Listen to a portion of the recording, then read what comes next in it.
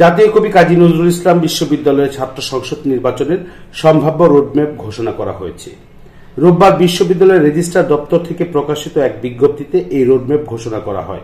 বিশ্ববিদ্যালয়ের ভারপ্রাপ্ত রেজিস্ট্রার অধ্যাপক ডক্টর মিজানুর রহমান স্বাক্ষরিত বিজ্ঞপ্তিতে জানানো হয়, আগামী 15 সেপ্টেম্বরের মধ্যে বিধিমালা প্রস্তুত করে বিশ্ববিদ্যালয় মঞ্জুরি কমিশনে পাঠানো হবে। গ্যাজেট প্রকাশের পরবর্তী 2 কর্মদিবসের মধ্যে নির্বাচন কমিশন গঠন করা হবে। এর 3 কর্মদিবসের মধ্যে নির্বাচনী আচরণবিধি প্রণয়ন করা হবে। তার পরবর্তী 14 কর্মদিবসের মধ্যে খসড়া ভোটার তালিকা প্রস্তুত করা হবে। এর পরবর্তী 5 কর্মদিবসের মধ্যে তফসিল ঘোষণা করা হবে। তারপরের 14 কর্মদিবসের মধ্যে সুবিধাজনক সময়ে নির্বাচনী অনুষ্ঠান আয়োজনের প্রয়োজনীয় কার্যক্রম গ্রহণ করা হবে।